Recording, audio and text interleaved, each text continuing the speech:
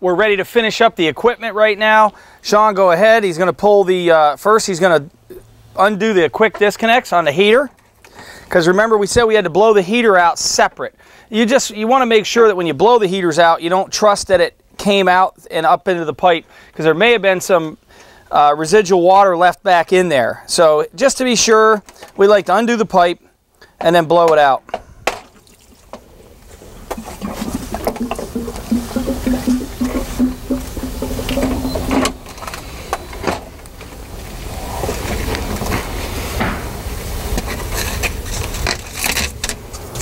And like we said before, he's going to blow it out through the same fitting.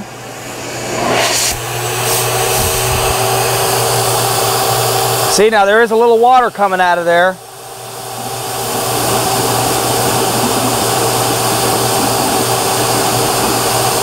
If you don't get all that water out of there, you're going to blow your coil up. It'll freeze and break.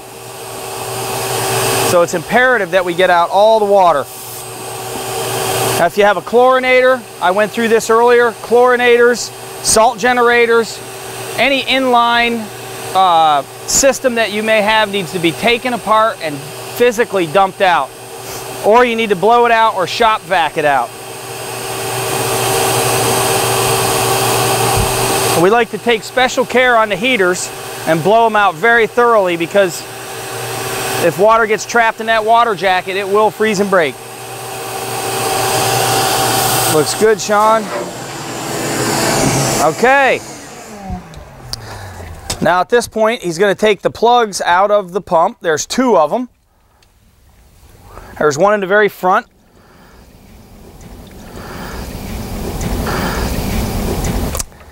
Now, if you notice, he threw the part in there in the basket. We like to keep our parts, everything that we take apart over here, we like to throw in that pump basket, because that way in the springtime you'll know right where it is.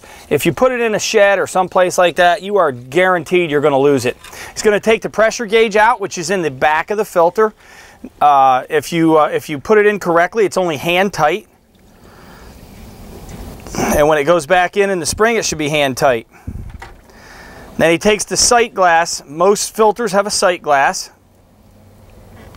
Now you'll have to definitely check out our pump and filter segment that we've run, because we really dive into several systems: DE, the sand filter, cartridge filter, and we cover a few different pumps in there as well. But the general rule of thumb is, no matter what filter you have, whether it's diatomaceous earth, whether it's sand, get all the water out of the tanks, clean all the filter stuff out, put all the parts in the pump basket, make sure the two plugs are out of the pump housing and out of the basket area itself, because if you don't, you're going to freeze and break, and that pump housing costs more than the pump does, I think, when you buy it separately. You also want to put your filter in the winterize mode. Push down on the handle, spin it around, and put it in winterize. We always remove the backwash hose, so no chance of trapped water in that upper fitting.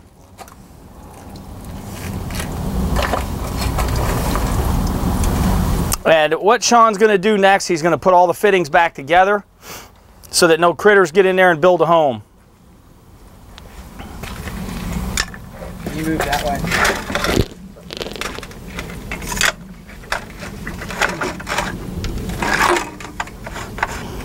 That's a quick disconnect that goes on the front of the pump. I'll tell you, if you don't have quick disconnects on your equipment, if you notice, look at all the quick disconnects we put in our systems. We put them at the front of the pump, behind the pump, up at the filter, coming out of the filter. The reason we do that is because in the spring, when you have leaks, you can undo the quick disconnect, fix the threads, and your leak is fixed without cutting a pipe. So if you don't have these quick disconnects, talk to your local pool guy, tell them you want quick disconnects in it, and they'll take good care of you and put it right in. You cannot lose with quick disconnects. There's quick disconnects on the heater as well. So if you notice, we winterized everything because of these quick disconnects without having to cut anything. If you don't have a quick disconnect, go ahead and cut the pipe in an area such as up top here, where Sean was blowing it out, and that's where you would add your quick disconnect. Then every year you just need to break it apart in that one point. Sean's finishing up putting the last few fittings together. We always put our valves back to where they should be in operating mode. That way in the spring you don't forget anything. Don't forget over here on this line right here, if you can zero in on that, this is the drain. We blew air into this line and we trapped it. We leave the off on the main drain so that air gets trapped in there, and it's well below our frost line. If you have timers, you need to remove the pins of the timer. The panel where Sean is standing at right there, what you're going to want to do is flip the breaker in the off position. Pick your pump breaker and shut it off, Sean. You already did.